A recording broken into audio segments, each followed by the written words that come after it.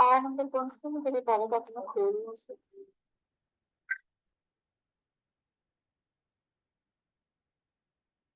अस्सलामु अलैकुम वरहमतुल्लाहि वबरकातुहू। औज़ु बिल्लाहि मिनश शैतानिर रजीम। बिस्मिल्लाहिर रहमानिर रहीम। रब्बि इश्रह ली सदरी व यस्सिर ली अमरी वहलुल उक़दतम मिन लिसानी यफ़क़हू क़ौली। अल्लाहुम्मा सल्लि अला मुहम्मदिन व अला आलि मुहम्मदिन कमा सल्लैता अला इब्राहीम व अला आलि इब्राहीम इन्नका हमीदुम मजीद। अल्लाहुम्मा बारिक अला मुहम्मदिन व अला आलि मुहम्मदिन कमा बारकता अला इब्राहीम व अला आलि इब्राहीम इन्नका हमीदुम मजीद। अल्लाहुम्मा इन्नी अस्अलुका इल्मन नाफ़िअ व रिज़्क़न तय्यबा व अमलन मुतक़ब्बिला। अल्लाहुम्मा अरिनल हक़्क़ हक़्क़न वरज़ुक़ना इत्तिबाअहु व अरिनल बातिला बातिलन वरज़ुक़ना इज्तिनाबहु। सूरह बकरा की आयत नंबर 135 है। वक़ालू कूनू हुदन औ नसारा तहतदू कुल बल मिल्लत इब्राहीम हनीफ़ा वमा काना मिनल मुशरिकीन। और वो कहते हैं या तो यहूदी हो जाओ या नसरानी तो हिदायत पर हो जाओगे। कह दीजिए नहीं, बल्कि हम तो पैरवी करेंगे इब्राहीम के तरीके की, बल्कि यकसू होकर, और वो मुशरिकों में से नहीं थे।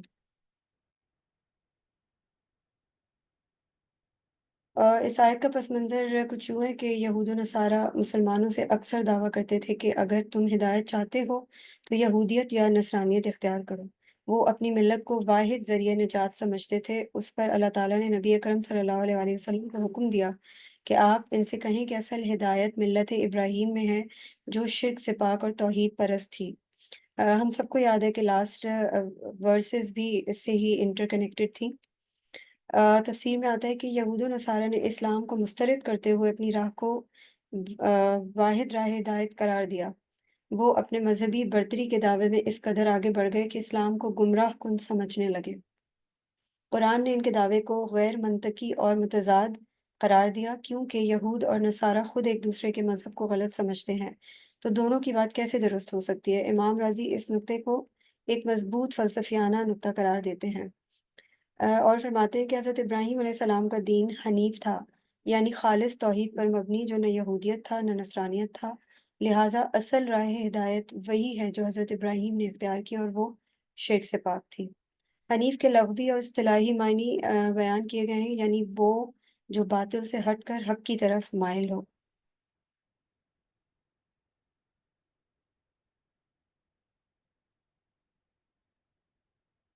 अ, इमाम तबरी फरमाते हैं कि इनके नज़दीक क़ुलू से मुराद अहले किताब की वो बात है जो वो मुसलमानों से कहते थे।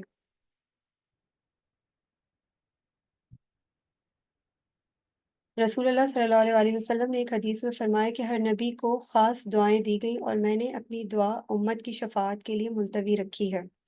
ये मिल्लत इब्राहीमी की रहमत और कुर्बानी की झलक दिखाती है। एक और हदीस में नबी करीम सल्लल्लाहु अलैहि वसल्लम फरमाते हैं कि इब्राहीम ना यहूदी थे ना नसरानी, बल्कि वो तौहीद पर कायम एक मोमिन थे। सूरह आले इमरान में आता है, इब्राहीम ना यहूदी थे ना नसरानी, बल्कि वो तौहीद पर कायम मुस्लिम और मुशरिकों से बेजार थे। कह दो, बेशक मेरी नमाज, कुर्बानी, ज़िंदगी और मौत सब अल्लाह ही के लिए है, जो रब्बुल आलमीन है। जब कुरैश ने मुतालबा किया कि मोहम्मद सल्लल्लाहु अलैहि वसल्लम रसूलुल्लाह ना लिखवाएं, तो नबी अकरम सल्लल्लाहु अलैहि वसल्लम ने हज़रत अली रज़ी अल्लाह ताला अन्हु को हुक्म दिया कि मोहम्मद बिन अब्दुल्लाह लिख दें, ताकि अमन की फ़िज़ा कायम हो। ये वही हकीकत है, ये वही हनफियत है, सुलह, तौहीद और इखलास। क्या हम दीन को किसी गिरोह या कौम की मलकियत समझ रहे हैं, या हमारी इबादत और अकायद में हनफिया, अखलास या तौहीद का अंसर गालिब है?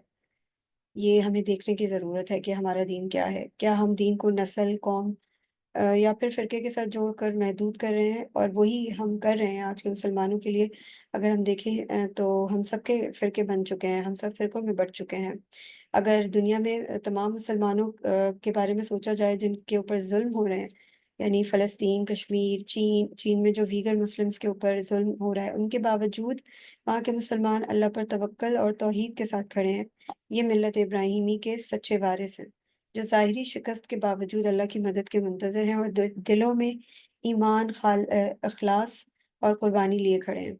और अल्लाह की मदद भी ऐसे ही लोगों के लिए आती है, और अल्लाह की मदद आती है। एक अभी फ़लस्तीनी खातून ने ख्वाब देखा था, मैं सुन रही थी कि حضرت محمد صلی اللہ علیہ وسلم سے ان کی بات ہو رہی تھی، اور وہ پوچھ رہی تھیں کہ اللہ کی مدد کب آئے گی، تو یہی کامیابی ہے کہ وہ شہید ہو کر جنت میں داخل ہو رہے ہیں۔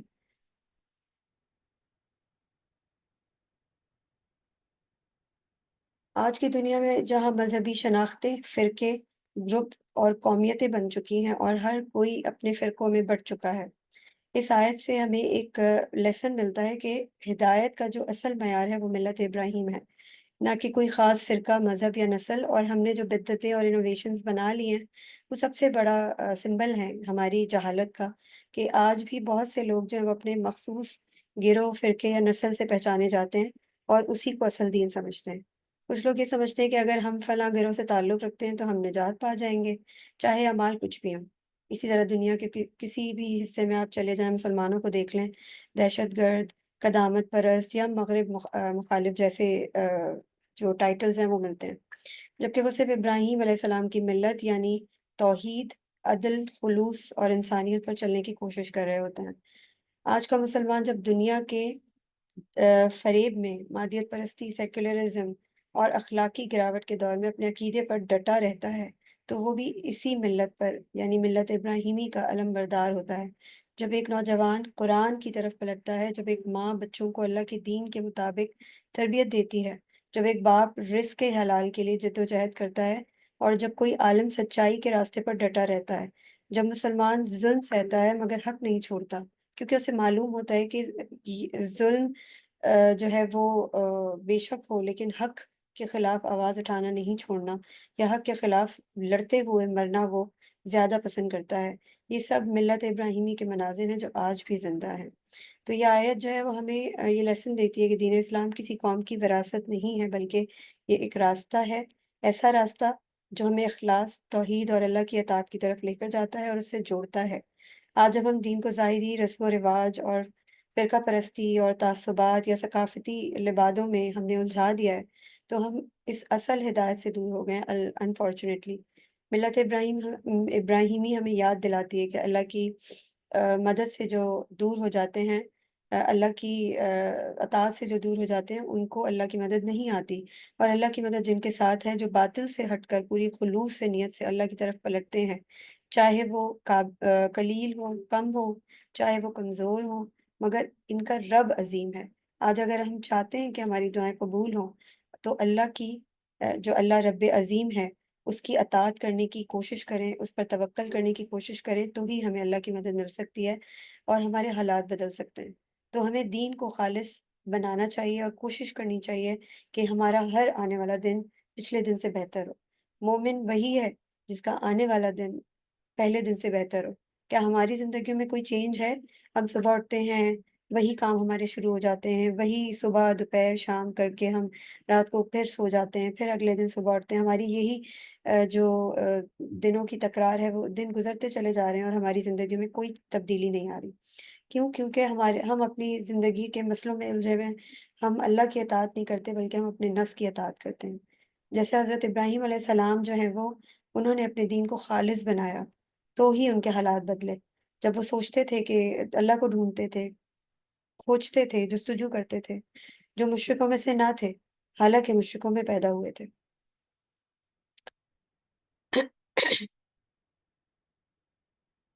تو یہ سارا معاملہ جو ہے نا، یہ بہت ضروری ہے سمجھنا اس کے بارے میں کہ دنیا جو ہے نا، دنیا کو اسلام سے کیا تکلیف ہے بیسکلی۔ جیسے اس آیت میں کہہ رہے نا کہ نصرانی ہو جاؤ یا یہودی ہو جاؤ تو ہدایت پا جاؤ گے۔ تو مسئلہ یہ ہے کہ نہ نصرانیت سے کسی کو دشمنی ہے، نہ نہ یہودیت سے، اور نہ ہی مشرک ہونے سے، بلکہ اسلام سے دنیا کو تکلیف ہے، نہ کہ مسلمانوں سے۔ اگر کوئی مسلمان دنیا پرستی میں ڈوبا ہوا ہے، سیکولرزم کا شکار ہے، یا مغرب کے نظریات کو اپنائے ہوئے ہے، تو اسے کوئی مسئلہ نہیں ہوتا۔ لیکن جیسے ہی وہ اسلامی اصول اپنانے کی کوشش کرتا ہے، اللہ کی اطاعت کی طرف جاتا ہے، حجاب، داڑھی، قرآن، خلافت یا شریعت کی بات کرتا ہے، تو فوراً ہی اسے شدت پسند، انتہا پسند یا پھر دہشت گردی کا لقب مل جاتا ہے۔ یعنی دشمنی اسلام سے ہے، نہ کہ صرف مسلمان سے۔ یہی وہ بات ہے جو قرآن میں کہی گئی ہے، یعنی یہود و نصارہ تمہیں اپنی طرف کھینچنا چاہتے ہیں، تمہاری شناخت مٹا کر تمہیں اپنی شناخت میں رنگنا چاہتے ہیں، لیکن قرآن کہتا ہے نہیں، ہم حضرت ابراہیم کے دین پر ہیں، جو ایک سچے مومن تھے، مشرک نہیں تھے اور کسی گروہ یا قوم کے تابع نہیں بلکہ صرف اللہ کے تابع تھے۔ تو یہ آیت ہمیں الرٹ کر رہی ہے بیسیکلی کہ، اور حوصلہ بھی ہمیں دے رہی ہے کہ اگر ہم واقعی اللہ کے دین پر ہیں تو دنیا کی مخالف جو ہوا ہے وہ قدرتی ہے۔ اگر ہم خوش ہیں، اگر ہماری زندگی میں مشکلات نہیں آ رہی تو اس کا مطلب ہم دین پر نہیں ہیں، ہم کہیں نہ کہیں غلطی پر ہیں۔ جب ہم دین پر ثابت قدم ہوتے ہیں، جب ہم حق کے راستے پہ چل رہے ہوتے ہیں تو مخالفتیں، دشمنیاں، آزمائشیں، تکلیفیں، یہ سب چیزیں آتی ہیں، مگر ہمیں گھبرانا نہیں، کیونکہ اللہ کی مدد صرف ان کے ساتھ ہے جو خالص اپنے دین پر ڈٹے رہتے ہیں اور ملت ابراہیمی پر اپنا علم بلند کر کے اپنی زندگی کو گزارنے کی کوشش کرتے ہیں۔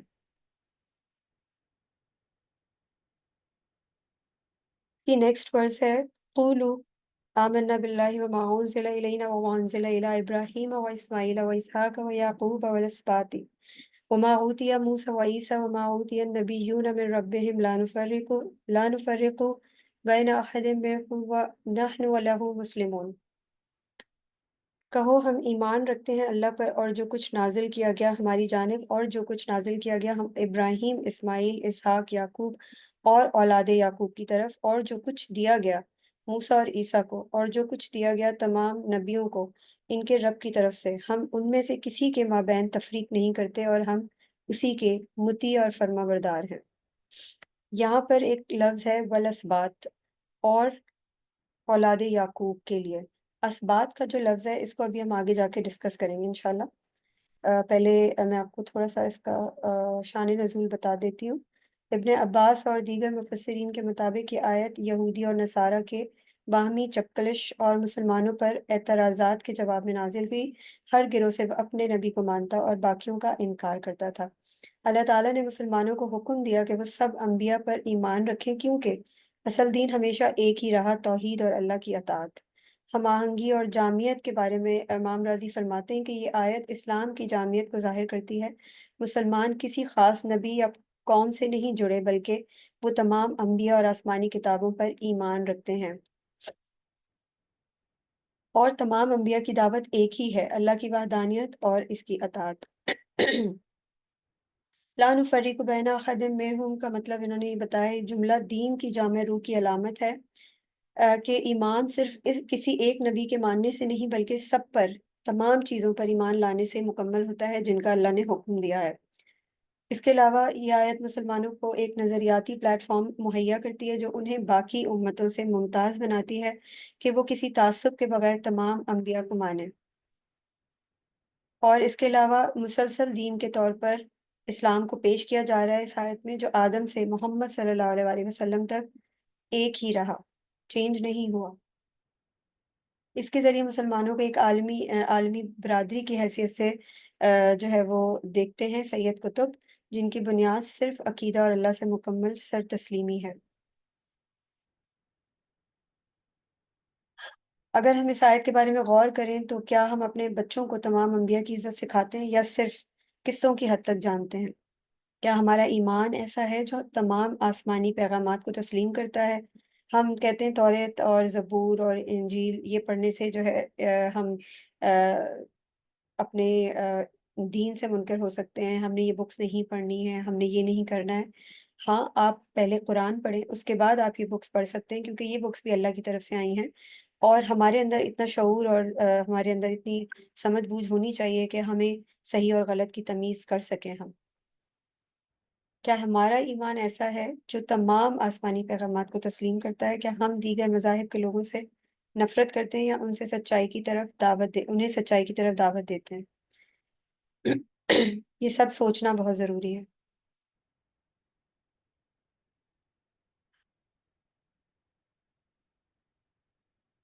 قرآن پاک میں سورہ نساء میں آتا ہے فرق نہ کرنے والوں کو اجر عظیم کی خوشخبری ہے، اور حدیث مبارکہ میں آتا ہے کہ تمام انبیاء دینی بھائی ہیں اور دین ایک ہی ہے، جو کسی نبی کا انکار کرے گا وہ ایمان سے خارج ہے۔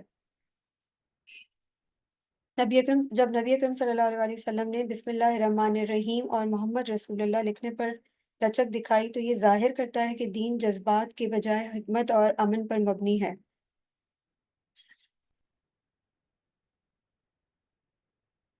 بیسکلی ایمان کن چیزوں پر لانا ضروری ہے یہ ہم جاننے کی کوشش کرتے ہیں۔ اس آیت میں بھی اللہ تعالیٰ نے یہی سمجھانے کی کوشش کی ہے۔ نبی اکرم صلی اللہ علیہ وآلہ وسلم نے فرمایا ایمان یہ ہے کہ تم اللہ پر، اس کے فرشتوں پر، اس کی کتابوں پر، اس کے رسولوں پر، قیامت کے دن پر اور تقدیر پر ایمان لاؤ، چاہے وہ اچھی ہو یا بری ہو۔ اسی طرح ایمان کے 6 ارکان ہیں۔ اللہ پر ایمان کہ وہی خالق و مالک ہے، یکتا ہے، اس کا کوئی شریک نہیں۔ فرشتوں پر ایمان جو اللہ کے حکم سے کام کرتے ہیں، جیسے جبرائیل علیہ السلام، میکائیل علیہ السلام وغیرہ۔ کتابوں پر ایمان جیسے تورات، زبور، انجیل اور قرآن، اور ان سب کا اصل ماخذ اللہ ہے۔ رسولوں پر ایمان تمام انبیاء برحق ہیں، آخر میں محمد صلی اللہ علیہ وآلہ وسلم اللہ کے آخری نبی ہیں۔ قیامت کے دن پر ایمان کہ ایک دن دوبارہ زندہ کیا جائے گا اور حساب ہوگا۔ تو یہ چیزیں جو ہے نا، یہ سمجھنا بہت ضروری ہے کہ ہم ان چیزوں پر ایمان رکھتے ہیں اور واقعی میں ایمان رکھتے ہیں یا صرف ہم اپنے آپ کو تسلی دلاسا دیتے ہیں۔ اچھا میں یہ پوچھ رہی تھی کہ جو ہے ابھی آپ نے بولا کہ نبی رسول اللہ صلی اللہ علیہ وسلم کرنے سے اس سے کیا مطلب آپ کی آواز تھوڑا سا کلیئر نہیں ہے، وہ دوبارہ میری ریپیٹ آواز کریں۔ نہیں آ رہی۔ جی اب آ رہی ہے۔ میں یہ پوچھ رہی تھی کہ کیا نام ہے، آپ نے بولا نا کہ رسول اللہ صلی اللہ علیہ وسلم نے بسم اللہ لکھنے پر جو ہے وہ لچک دکھائی، اس کا کیا مطلب ہے؟ اسے تھوڑا سا ایکسپلین کر دیجیے۔ دیکھیں بیسکلی جب صلح حدیبیہ جو ہے نا اس وہ معاہدہ ہو رہا تھا، تو آپ کو اگر آپ نے اس کے بارے میں ڈیٹیل پڑھی ہے سیرہ میں، تو اس وقت جو ہے وہ جو مشرک تھے ان کا یہی اصرار تھا کہ اللہ کا نام نہ یوز کیا جائے، اور رسول اللہ نبی صلی اللہ علیہ وسلم اپنے آپ کو رسول اللہ بھی نہ لکھیں۔ تو ہمارے نبی صلی اللہ علیہ وسلم نے کمپرومائز کر کے، لچک دکھا کر کے وقتی طور پر ان کو جو ہے وہ کوئی فتنہ فساد کریٹ نہیں کروانا تھا مشرکوں کی طرف سے۔ تو اس وجہ سے ان چیزوں سے بچنے کے لیے انہوں نے ان کی شرائط کو رد نہیں کیا بلکہ مانی۔ یہ مطلب ہے اس کا،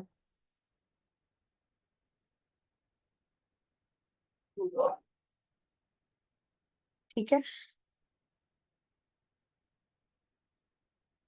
اچھا اس کے علاوہ ایمان سب پر لانا کیوں ضروری ہے، اس کے بارے میں اللہ تعالیٰ قرآن میں فرماتے ہیں کہ رسول اور ایمان والے سب ایمان لائے اللہ پر، اس کے فرشتوں پر، اس کی کتابوں پر اور اس کے رسولوں پر۔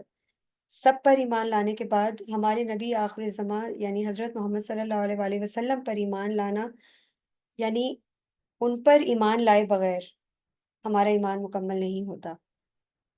اور اس کے علاوہ جتنی بھی کتابیں اللہ تعالیٰ نے دنیا میں بھیجی، ان سب کی ان سب کے بارے میں جو ان کے اندر چینجز کیے گئے وہ صحیح ہیں یا غلط ہیں، ان کی سمجھے کہ قرآن ان کی تصدیق کرتا ہے کہ ان میں سے کیا صحیح اور کیا غلط ہے۔ تو اللہ تعالیٰ نے قرآن ہمیں ایک ہدایت کا چشمہ بنا کر بھیجا ہے کہ اس کے تھرو ہمیں چیزوں کے بارے میں پتہ چل رہا ہے۔ قرآن بیسکلی فرقان ہے جو حق اور باطل میں فرق کرنے والا ہے۔ قرآن خود کہتا ہے باب بابرکت ہے وہ ذات جس نے فرقان حق و باطل میں فرق کرنے والی کتاب اپنے بندے پر نازل کی تاکہ وہ تمام جہانوں کے لیے خبردار کرنے والا ہو۔ یعنی قرآن ہی وہ آخری معیار ہے جو ہمیں بتاتا ہے کہ کیا حق ہے اور کیا باطل ہے، کیا محفوظ ہے اور کیا بدل دیا گیا ہے، کس پر ایمان رکھنا ہے اور کس کے راستے سے بچنا ہے۔ تمام سابقہ کتابوں پر ایمان فرض ہے مگر عمل صرف قرآن پر ہے۔ قرآن کہتا ہے کہو کہ ہم ایمان لائے اللہ پر اور اس پر جو ہمیں نازل کیا گیا اور جو ابراہیم، اسماعیل اور موسیٰ اور عیسیٰ کو دیا گیا۔ یہ ایمان عقیدے کا حصہ ہے، لیکن قرآن نے ساتھ یہ بھی واضح کر دیا ہے کہ اور ہم نے آپ پر سچائی کے ساتھ کتاب قرآن نازل کی جو پہلی کتابوں کی تصدیق کرنے والی اور ان پر نگہبان، نگران و حاکم ہے۔ یعنی قرآن صرف تصدیق نہیں کرتا بلکہ حاکم بھی ہے، جو فیصلہ کرے گا کہ پچھلی کتابوں میں کیا صحیح ہے اور کیا تحریف کر دیا گیا ہے۔ تورات اور انجیل سچ تھیں مگر تحریف شدہ ہو گئی تھی کیونکہ یہودی اور نصارہ نے اپنی کتابوں میں تبدیلیاں کی تھیں۔ وہ اہل کتاب کلام کو اس کے مقام سے بدل دیتے ہیں۔ تباہی ہے ان لوگوں کے لیے جو اپنے ہاتھوں سے کتاب لکھتے ہیں اور کہتے ہیں کہ یہ اللہ کی طرف سے ہے۔ यानी असल तौरात और इंजील सच थी, मगर उनके मानने वालों ने उनमें तहरीफ कर दी, अल्फाज में भी और मायने में भी। अब कुरान हमें बताता है कि क्या इनमें हक है और क्या है बातिल। अमल सिर्फ कुरान और सुन्नत पर हमें क्यों करना चाहिए? क्योंकि कुरान महफूज है, सुन्नत नबी सल्लल्लाहु अलैहि वसल्लम की जिंदा तफसीर है। कुरान ने बाकी शरीयतों को मनसूख कर दिया है। इसी तरह अल्लाह ताला ने कुरान में बारी बारी आयत नाजिल फरमाई। सूरह मायदा की आयत नंबर 44 में अल्लाह ताला तौरात के बारे में फरमाते हैं, व अनज़लना तौरात फ़ीहा हुदम व नूर, यानी बेशक हमने तौरात नाजिल की जिसमें हिदायत और नूर है। इसी तरह नेक्स्ट 46 आया में अल्लाह ताला फरमाते हैं, वआतैनाहु अल इंजील फीही हुदा व नूर, यानी हमने इंजील अता की जिसमें हिदायत और नूर था। और इसी तरह नेक्स्ट आयत में अल्लाह ताला फरमाते हैं कि हमने आप पर हक के साथ ये किताब नाजिल की, कुरान नाजिल किया, जो पहली किताबों की तस्दीक करने वाली और इन पर निगहबान और गालिब है। तो ईमान सब पर लाना है, तौरात पे, इंजील पे। कुरान अमल सिर्फ कुरान और सुन्नत पर होगा, क्योंकि वो मुहैमिनन अलैहि मुहैमिनन अलैहि कुरान के बारे में कहा गया है, यानी साबका तमाम सहीफों का मुहाफिज, निगरान और फैसला कुन किताब कुरान को कहा गया है। यानी कुरान मजीद जो है वो तौरात और इंजील का निगहबान है।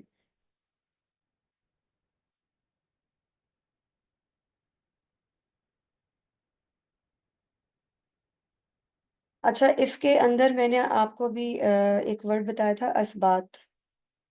बेसिकली तारीख़ बनी इसराइल जो है ना, उसमें इनके असबात होते थे। यानी बनी इसराइल जो हैं वो सब्त सब्त का मतलब होता है औलाद या पोता या नवासा। ठीक है, और इन्होंने असबात कहा है। असबात जो है ना, बनी इसराइल के कबीलों को कहा जाता था। और हज़रत इस्माईल अलैहिस्सलाम जो हैं वो उनके कबीले होते थे, यानी उनके कबीलों को कबीला कहा जाता था और बनी इसराइल के कबीलों को असबात कहा जाता था। और उसमें जो है ना, जितने भी नबी थे ना, कुरान पाक में जितने भी नबी आए हैं, यानी अल्लाह ताला ने 25 नबियों का कुरान पाक में नाम के साथ जिक्र किया है, और बाकियों के नाम नहीं उसमें मेंशन किए। ठीक है, लेकिन अ, उसमें कुछ साहिब शरीयत थे नबी, और कुछ जो है वो साहिब शरीयत नहीं थे। सबसे पहले जो साहिब शरीयत नबी हैं, साहिब शरीयत कौन होते हैं? जो अल्लाह की शरीयत लेकर आए हैं। ठीक है, तो साहिब शरीयत जो नबी थे ना, वो 10 थे टोटल। यानी वो उनमें हजरत नूह अलैहिस्सलाम थे, जो बेसिकली साहिब शरीयत थे, मगर शरीयत भी दो तरह की थी। ठीक है, जो दो तरह की शरीयतें थी, उनमें शरीयत एतकादी थी और दूसरी थी शरीयत आमाली।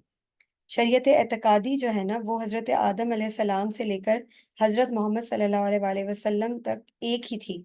ठीक है, और वो समझे कि ये इन्नद दीना इंदल्लाहिल इस्लाम को जो है वो मेंशन करती थी, लाइक पूरा दीन था वो, एक कंप्लीट दीन। ये वो एतकादी शरीयत एतकादी थी। ठीक है, जहाँ तक शरीयत आमाली का ताल्लुक है, दूसरी जो टाइप थी शरीयत की, वो शरीयत आमाली थी। उसमें मुख्तलिफ ज़मानों में जो है ना, वो मुख्तलिफ रही। और उसमें जो है वो जिन नबियों को वो शरीयत दी गई, यानी जो नबी साहिब शरीयत थे, वो 10 नबी थे। उनमें साहिब शरीयत नबियों में सबसे पहले जो नबी थे वो हज़रत नूह अलैहिस्सलाम थे। उसके बाद हज़रत हूद अलैहिस्सलाम, हज़रत सालेह अलैहिस्सलाम, हज़रत लूत अलैहिस्सलाम, हज़रत इब्राहीम अलैहिस्सलाम, हज़रत इस्माईल अलैहिस्सलाम, हज़रत याकूब अलैहिस्सलाम, हज़रत इसहाक अलैहिस्सलाम, फिर हज़रत शुएब अलैहिस्सलाम, हज़रत मोहम्मद सल्लल्लाहु अलैहि वसल्लम। ये टोटल 10 नबी थे जो साहिब शरीयत नबी थे, और शरीयत आमाली के साथ आए थे। इनके अलावा जितने भी नबी आए, वो असबात बनी इसराइल में से हैं, यानी उनको असबात कहते हैं। ठीक है, हम सब पर जो है ना, हम तमाम नबियों पर ईमान रखते हैं, क्योंकि वो सब एक ईमान पर यकीन रखते थे, एक उनका अकीदा था, यानी वो मिल्लत इब्राहिमी पर कायम थे। मगर बताने का मकसद ये है कि जो शरीयत एतकादी थी, वो हज़रत आदम अलैहिस्सलाम से लेकर हमारे नबी सल्लल्लाहु अलैहि वसल्लम के ज़माने तक एक जैसी थी। लेकिन जो शरीयत आमाली थी, उसमें अल्लाह ताला ने शरीयत अमाली 10 नबियों के हवाले करके उनको भेजा था, और बाकी जितने नबी थे वो सब असबात में असबात में आते थे, यानी बनी इसराइल के अंदर से जितने भी प्रॉफिट्स निकले। पॉइंट भी सही से समझ नहीं रहे, मतलब शरीयत में चीजों को तो अल्लाह ने खत्म किया था मुझे, मैंने तो जो भी आया वो शरीयत को लागू करने के। देखें आपको, और दूसरी बात ये है कि आप कह रही हैं कि सिर्फ रस्म किया को मिली, तो मतलब जो थे क्या नाम है हजरत सुलेमान अलैहिस्सलाम, हजरत दाऊद अलैहिस्सलाम, उनकी जो अम्पायर इतनी बड़ी थी तो उन्हें भी शरीयत नहीं मिली, मतलब ये जो आप इनमें आपने जो अम्बिया की लिस्ट बताई है उनमें नाम नहीं जिक्र किया, ना सुलेमान अलैहिस्सलाम का नाम है ना दाऊद वो बनी इसराइल में से है ना, अलैहिस्सलाम। बनी इसराइल के जो प्रॉफिट्स हैं उनको असबात कहते हैं, और जो बनी इस्माइल में से हैं वो कबीले थे। ये जो इस आयत में ये जो वर्स नंबर 136 है ना, इसके अंदर असबात का वर्ड है, और असबात को इन्होंने असबात के बारे में ये मेंशन किया गया है कि असबात जो है वो बनी इसराइल के कबाइल को कहा जाता था। ये उसके बारे में मैंने डिटेल दी है आपको। इसका मैं इंशाल्लाह हवाला भी जो है ना, रेफरेंस, वो कोशिश करूंगी कंप्लीट डिटेल जो शेयर कर दूं। थोड़ा सा मैं दोबारा इसको देख लेती हूँ। हज़रत इब्राहीम अलैहिस्सलाम के दो बेटे थे, ठीक है, हज़रत इसहाक और हज़रत इस्माईल अलैहिस्सलाम। हज़रत इसहाक की नस्ल से बनी इसराइल पैदा हुए, जिनमें से हज़रत याकूब अलैहिस्सलाम के 12 बेटे थे, और ये हम सबको पता है। इन्हीं की नस्लों को असबात कहा गया, और इनकी नस्ल में अल्लाह ताला ने कई अम्बिया को जो है वो मबूस फरमाया। जबकि हज़रत इस्माईल अलैहिस्सलाम की नस्ल को बनी इस्माइल कहा जाता है, और इन्हीं में से सबसे आखिरी नबी हजरत मोहम्मद सल्लल्लाहु अलैहि वसल्लम मबूस हुए। ठीक है, फिर आ जाता है शरीयत और अंबिया का ताल्लुक। अल्लाह ताला ने तमाम अंबिया को एक ही अकीदे पे, यानी तौहीद, नबूवत और आखिरत सिखाने के लिए भेजा, मगर अमली शरीयत यानी इबादात, मामलात, हुदूद वगैरह हर कौम के लिहाज से मुख्तलिफ दी जाती थी। आपको याद होगा जब हज़रत नूह अलैहिस्सलाम को जो है वो अपने घर वालों के लिए, यानी अपने घर वालों को राह रास्त पर लाने के लिए अल्लाह ताला ने एक वो दिया था। देखिए अगर हम हज़रत मूसा अलैहिस्सलाम का टाइम देखें तो उसमें उन्होंने स्टेट को चैलेंज किया था, और इसी तरह हज़रत दाऊद और हज़रत सुलेमान अलैहिस्सलाम के दौर में डिफरेंट सर्कमस्टांसेस थे। इस तरीके से जो है ये इन्होंने जो है ना चीज़ों को मेंशन किया है। इसके अलावा मैं आपको आगे थोड़ा-सा और एक्सप्लेन कर देती हूँ इसके बारे में। जैसे मैंने अभी अमली शरीयत यानी इबादात, मामलात, हुदूद वगैरह हर कौम के लिहाज से मुख्तलिफ दी जाती थी। मसलन हज़रत मूसा अलैहिस्सलाम को तौरात दी गई, हज़रत ईसा अलैहिस्सलाम को इंजील, और हज़रत मोहम्मद सल्लल्लाहु अलैहि वसल्लम को कुरान। लेकिन कुरान वो आखिरी किताब है जो तमाम पिछली शरीयतों की तस्दीक करने वाली है, और साथ ही उन पर निगरान, मुहाफ़िज़, हाकिम भी हैं। साहिब शरीयत नबी कौन है? हर नबी को शरीयत नहीं दी जाती, बाज़ अंबिया को सिर्फ पिछली शरीयत के मुताबिक अमल करवाने का हुक्म दिया जाता है, basically. I hope you are getting. साहिब शरीयत नबी वो होता है जिसे अल्लाह एक नई शरीयत अता फरमाता है। मसलन हज़रत नूह अलैहिस्सलाम, हज़रत इब्राहीम अलैहिस्सलाम, हज़रत मूसा अलैहिस्सलाम, हज़रत ईसा अलैहिस्सलाम और हज़रत मोहम्मद सल्लल्लाहु अलैहि वसल्लम। इनके अलावा बाकी अंबिया बनी इसराइल के असबात में से थे, जो वो हज़रत मूसा या हज़रत ईसा की शरीयत पर अमल करवाते थे। लेकिन हजरत मूसा और हजरत ईसा तो बिल्कुल आखिरी दौर में आए हैं, लेकिन वो बनी इसराइल के असबात में से थे ना, साथ में कुछ थे और वो तो जितने भी हजरत प्रॉफिट्स आए हैं वो अपनी मूसा पिछली शरीयत को फॉलो करवाने के लिए आए हैं। अलैहिस्सलाम की शरीयत मिल गई, उसके बाद जो है वो ईसा अलैहिस्सलाम तक वो कंटिन्यू रही, उसके बाद नबी पाक सल्लल्लाहु अलैहि वसल्लम आए, हम ये तो मानते हैं ना, तब नबी पाक सल्लल्लाहु अलैहि वसल्लम से पहले ईसा अलैहिस्सलाम थे, उनके बाद हम्म। नबी पाक सल्लल्लाहु अलैहि वसल्लम आए, जी। तो वो फिर नबी पाक सल्लल्लाहु अलैहि वसल्लम आए हैं, तो उनसे पहले मतलब मूसा अलैहिस्सलाम की शरीयत थी, तो ईसा अलैहिस्सलाम का नबी है, नबी पाक सल्लल्लाहु अलैहि वसल्लम, तो उनसे जो पहले थे नहीं, मूसा अंबिया मूसा वो अलैहिस्सलाम, जी एक सेकंड, मूसा अलैहिस्सलाम का नाम नहीं है शरीयत वाले प्रॉफिट्स में, क्योंकि देखिए मूसा अलैहिस्सलाम तो पीछे हजरत याकूब अलैहिस्सलाम के दौर से जो शरीयत आ रही थी उसी को आगे फॉलो कर रहे थे ना, तो तो मूसा शरीयत। अलैहिस्सलाम को तो शरीयत दी थी, किताब दी थी अल्लाह पाक ने, ये तो हम जी पीछे भी पढ़ के आए हैं बेशक। सूरह बकरा में, मतलब अल्लाह पाक ने ये जो है वो जो है वो किताब थी, मतलब शरीयत थी उन पर, जब अपना अल्लाह ने फरमाया कि हमने तुमको नेमत दी, याद करो हमारी नेमत, तो वहां पर तो मतलब उन्हें शरीयत दी गई है सलाम। नहीं, देखिए, 10 नबियों में जो है ना हजरत मूसा अलैहि सलाम का नाम नहीं है। मैं फिर भी इसको और कंफर्म कर लूंगी, क्योंकि मूसा अलैहि सलाम को किताब तो दी गई है, मगर उसमें कोई नई चीज नहीं है। वो सब चीजें हैं जो पीछे से नबी फॉलो करवाते हुए आ रहे हैं। तो नहीं सिर्फ आप ये मतलब इस्लाम के जो सारे उसूल है वो उसे एक ही है। नहीं, आप देखें, सूल एक नहीं है ना। अगर हम देखें तो सूद के बारे में कहाँ, कुरान से पहले अल्लाह ताला ने किसी को कोई अहकामात नहीं दिए थे। हजरत सुलेमान अलैहिस्सलाम के ज़माने में था, सूद को मना किया गया था, और इन सारी चीज़ों के ऊपर पाबंदी लगाई गई थी। शराब के ऊपर नहीं थी सारे कुरान पाबंदी। को कर दिया था। तो जी कि वो जब मस्जिद अक़सा में गए थे वहां पर जो है वो सबने मतलब वहां पर पूरा टाइम चल रहा था, यानी कि सिस्टम निजाम चल रहा था, नियंत्रण हो रहा था। तो उन्होंने फिर वहां पर बड़ा हंगामा मचाया था, उन्होंने ये हाँ, जी जी, हजरत सुलेमान मतलब अलैहिस्सलाम के ज़माने में। लेकिन हर हर नबी जो है ना, हर नबी अपने, जो मैंने अभी 10 नबियों के नाम लिए ना, हर नबी अपने कोई ना कोई शरीयत, जो 10 नबी साहिब शरीयत है ना, उन्होंने कोई ना कोई नई शरीयत अल्लाह ताला ने उनको दी थी, और फिर आगे वाले जो नबी हैं उनको फॉलो करते हुए आए थे। इसका रेफरेंस मैं आपसे शेयर कर दूंगी। शरीयत नहीं मतलब शरीयत का मतलब क्या है कि जो है एक निजाम है ना कंप्लीट। देखिए, अमली शरीयत है ना, जिंदगी गुजारने के तौर तरीके। वो समझें कि कुरान नाजिल होने तक अल्लाह ताला उनमें, अल्लाह ताला अपने अहकामात जारी करते रहे हैं उन चीज़ों के ऊपर। तो वो शरीयत कंप्लीट हुई है नबी आखिरी ज़मा, यानी हमारे नबी सल्लल्लाहु अलैहि वसल्लम पर आकर शरीयत ख़त्म हो गई। ठीक है, तो उससे पहले जो है वो अल्लाह ताला ने लीनियंट रखा हुआ था चीज़ों को, थोड़ा थोड़ा करके वो नबियों को देते जा रहे थे। अगर हम इसको डिटेल में इन डेप्थ और देखें, मैं इंशाल्लाह इसके ऊपर मजीद रिसर्च करके फिर मैं नेक्स्ट उसमें ज़रूर डिस्कस करूंगी इसके बारे में। सो फार मेरी जो रिसर्च थी तो हराम खाने हराम थी, लेकिन अब्बास सल्लल्लाहु अलैहि वसल्लम के ज़माने में वो हराम जी था। जी कह रही हूँ जैसे फॉर एग्जाम्पल जैसे पहले से जैसे है शराब हराम नहीं थी, जी रसूलुल्लाह बिल्कुल। सल्लल्लाहु अलैहि वसल्लम ने वो हराम हो जी, ऐसा ही है, ऐसा ही है। इसी तरह बांदियां और गुलाम गई। रखे आपने जाते थे।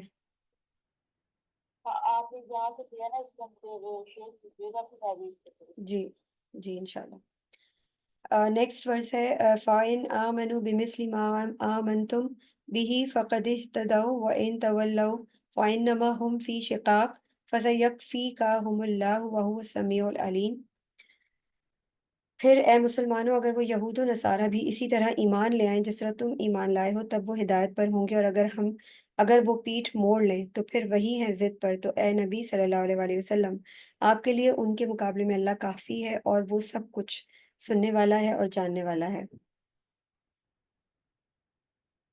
बेसिकली ये उन यहूद व नसारा और मुशरिकीन के बारे में नाजिल हुई जो रसूलुल्लाह सल्लल्लाहु अलैहि वसल्लम की नबूवत के इनकारी थे। जब सहाबा ईमान लाए और खालिस अकीदा, तौहीद, रिसालत और आखिरत को कबूल किया, तो उनसे कहा गया कि अगर तुम भी इसी तरह ईमान लाओ जैसे सहाबा ईमान लाते हैं, तो तुम हिदायत पा जाओगे। ये आयत उनके अकाइद से इनहराफ को वाज़े करने के लिए नाजिल हुई थी। इसके अंदर बिमिस्लिम आमनतुम के लफ्ज़ पर ज़ोर देते हुए इमाम राज़ी फरमाते हैं कि मिसल यहाँ ईमान की कैफ़ियत और हकीकत दोनों पर दलालत करता है, यानी जिस तरह सहाबा ने खालिस ईमान, तवक्कल, अताअत और इखलास के साथ ईमान लाए, और अगर तुम भी वैसा ही ईमान लाओ तो हिदायत पा जाओगे। इसी तरह सहाबा के ईमान को मयार करार देते हुए उन्होंने कहा कि ये आयत जो है ये सहाबा कराम के मयार को वाज़े कर रही है। इससे मालूम होता है कि असल ईमान वही है जो नबी सल्लल्लाहु अलैहि वसल्लम और सहाबा के तरीके पर हो। इसी तरह फसयक्फ़ीकाहुमुल्लाह, इसके बारे में फरमाते हैं कि ये अल्लाह की तरफ से नबी करीम सल्लल्लाहु अलैहि वसल्लम को एक तसल्ली दी गई है कि इनकी मुखालफत करने वाले कुछ भी करें, अल्लाह आपको इनके शर से बचा लेगा। हदीस में आता है, नबी करीम सल्लल्लाहु अलैहि वसल्लम ने फरमाया, मेरी उम्मत गुमराही पर जमा नहीं होगी। जो मेरे बाद जिंदा रहेगा वो बहुत इख्तिलाफात देखेगा, लिहाजा तुम मेरी सुन्नत और मेरे खुलफा राशिदीन के तरीके को मजबूती से थाम लो। तो अल्लाह ताला ने बेसिकली एक अपना जो दीन है, एक सच्चे और सादिक एक फरिश्ते के जरिए اپنے صادق اور امین نبی کے اوپر نازل فرمایا، اور پھر نبی کریم صلی اللہ علیہ وسلم اپنے وصال سے پہلے اس دین کو اپنے صحابہ، اپنی تربیت یافتہ صحابہ کے حوالے کر کے چلے گئے۔ جو رسول صلی اللہ علیہ وسلم کے بعد بھی مخالفت کرے اور مومنین کے راستے کے خلاف چلے، ہم اسے اسی طرف پھیر دیں گے جدھر وہ جا رہا ہے۔ اگر وہ تمہیں دھوکہ دینا چاہیں تو بے شک اللہ تمہارے لیے کافی ہے۔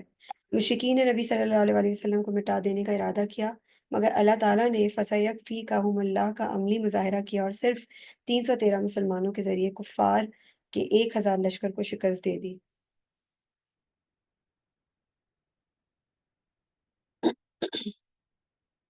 اللہ تعالیٰ نے دین کو ایک امین ہستی جو ہے نا وہ کہہ دیا، وہ محمد مصطفیٰ صلی اللہ علیہ وآلہ وسلم تھے۔ پھر اس امین نے اس دین کو اپنی سچائی، صداقت اور ایمانداری سے انسانیت تک پہنچا دیا، اور یہ دین ان اصحاب صدق و صفا کو سونپا جنہوں نے اس دین کو آگے پہنچایا، اس امانت کو نبوی معیار کے مطابق۔ یعنی اللہ نے دین محمد صلی اللہ علیہ وسلم کو دیا، محمد نے صحابہ کو دیا، صحابہ نے تابعین کو دیا، اور اسی طرح دین نسل در نسل منتقل ہوتا چلا گیا۔ تو یہ سب چیزیں جو ہے نا یہ بہت ضروری ہیں سمجھنا، کہ اللہ تعالیٰ نے فضیلت کا معیار رکھا ہے۔ یعنی اگر صحابہ کرام کا جتنا بھی تقویٰ ہو، وہ نبی کریم صلی اللہ علیہ وسلم کی جگہ نہیں لے سکتے، اور تبع تابعین کا جتنا تقویٰ ہو وہ ان کی، لیکن کیا ہے، اللہ تعالیٰ سب کو تقویٰ کی نظر سے ہی دیکھیں گے، نسب نہیں، تقویٰ فضیلت ہے۔ قرآن کے اندر اللہ تعالیٰ فرماتے ہیں کہ اللہ کے نزدیک تم میں سے سب سے زیادہ عزت والا وہ ہے جو سب سے زیادہ تقویٰ والا ہے۔ تم میں بہترین وہ ہے جو قرآن سیکھے اور دوسروں کو سکھائے۔ قرآن بیسکلی ہمارے اوپر امام ہے، ہم نے قرآن کو فالو کرتے ہوئے چلنا ہے، اور قرآن کو اپنی زندگی میں ایک سمجھیں کہ ہماری زندگی قرآن کے بغیر نامکمل ہے۔ ہماری زندگی کا ہر پہلو قرآن کے اندر موجود ہے، قرآن ہی ہماری زندگی کا مقصد ہے، قرآن ہی کے ذریعے ہم اپنی زندگی کو جاننے کی صلاحیت حاصل کر سکتے ہیں، اور قرآن کے ذریعے ہم اپنی آخرت کو پا سکتے ہیں، اور اللہ کی اطاعت کو حاصل کیسے کیا جا سکتا ہے یہ بھی ہم قرآن ہی کے ذریعے سیکھ سکتے ہیں۔ دین میں دلیل اور حق کا معیار وہ نہیں ہوتا جو کوئی بعد میں آنے والا شخص جو ہے وہ طے کرے، بلکہ وہ ہوتا ہے جو وحی سے طے ہو چکا ہو۔ یعنی دین کا ماخذ وحی، سنت، اجماع صحابہ ہیں۔ کسی بعد میں آنے والے کی رائے یا فلسفہ دلیل نہیں بن سکتی اگر وہ ان اصولوں سے ٹکرا جائے۔ تو یہ بہت ضروری ہے ان باتوں کو ہم سمجھنے کی کوشش کریں۔ اور اسی طرح ایک روایت میں آتا ہے کہ حضرت نافع فرماتے ہیں رضی اللہ تعالیٰ عنہ کہ میں نے حضرت عثمان غنی رضی اللہ تعالیٰ عنہ کو اس دن دیکھا جب وہ شہید کیے گئے۔